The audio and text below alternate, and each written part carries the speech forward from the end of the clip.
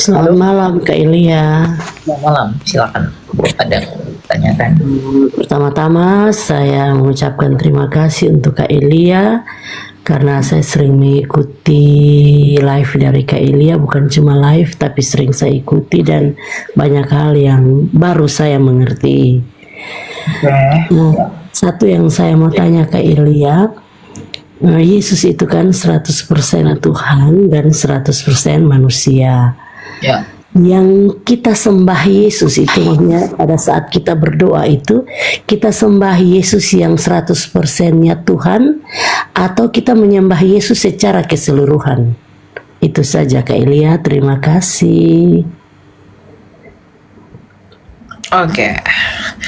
Kita menyembah Yesus secara keseluruhan atau tidak ya? Kita lihat dalam Kolose 2 ayat 9 dikatakan begini. Sebab dalam dialah berdiam secara jasmania seluruh kepenuhan kealahan. Kita perlu mengetahui Bu bahwa Tuhan Yesus itu adalah firman-Nya Allah yang menjadi manusia. Ketika dia menjadi manusia, dia kan berinkarnasi. Inkarnasi itu dari kata Latin incarni. In itu di dalam, karni itu daging. Berarti inkarni itu di dalam daging. Artinya ketika firman yang adalah Allah itu menjadi manusia, dia menambahkan kodrat manusia. Jadi dia Allah ketika menjadi manusia, dia menambahkan kodrat tanpa tercampur. Tapi jadi satu pribadi yang disebut dengan Yesus. Nah yang kita sembah ini adalah Yesus. Baik kodrat keilahiannya dan juga kodrat kemanusiaannya. Kenapa? Karena di dalam kejasmaniannya Kristus lah seluruh kepenuhan Allah itu berdiam. Ya, jadi kita menyembah pribadinya Kristus, bukan menyembah natur. Jadi kalau kita bertanya, apakah kamu menyembah Yesus? Ya, saya menyembah Yesus. Saya menyembah Yesus yang punya dua kodrat, yang adalah yang ilahi dan adalah yang insani. Karena kita nggak bisa memisah-misahkan itu. Karena kalau insaninya dengan ilahinya, insani dan ilahinya itu kita potong, maka namanya bukan Yesus. Kenapa? Karena Yesus itu adalah nama dari inkarnasi sabda, nama dari pribadi inkarnasi firman. Karena arti nama Yesus adalah Yehoshua Yasha. Bukan Yehoshua, maaf, Yehovah Yasha, yang artinya Allah adalah keselamatan. Ya, jadi siapa yang kita sembah? Yang kita sembah adalah Yesus.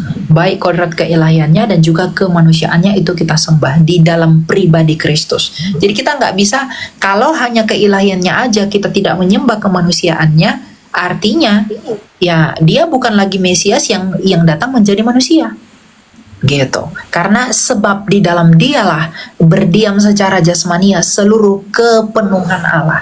Di dalam jasmaninya Kristus, tubuhnya yang kudus itu, kepenuhan Allah itu berdiam di dalam itu. Makanya kan Tuhan Yesus tidak berdosa, Galatia 4 ayat 4, dia takluk kepada hukum Taurat. Maka ketika dia mati, maut itu tidak berkuasa atas tubuhnya Tuhan Yesus. Makanya tubuhnya Tuhan Yesus itu nggak membusuk, melainkan bangkit kembali. Makanya ketika dia bangkit masih ada tuh bekas paku di tangannya, yang si Thomas tuh ragu dengan bekas tusukan yang ada di perutnya. Itu karena memang tubuhnya itu tidak berdosa dan tidak bernoda sehingga bangkit pula dari antara orang mati. Dan itu membuktikan bahwa keilahiannya itu berdiam secara penuh di dalam tubuhnya Tuhan Yesus. Sehingga tubuhnya itu pun adalah tubuh yang kudus dan kita menyembah dia dalam pribadinya, bukan dalam kodrat-kodratnya yang dibagi-bagi, bukan begitu ya. Oh iya Kak Ilya, terima kasih. Ada lagi yang mau ibu tanyakan?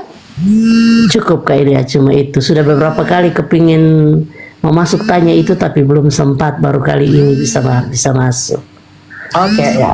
Terima kasih Kak Ilya. Oke.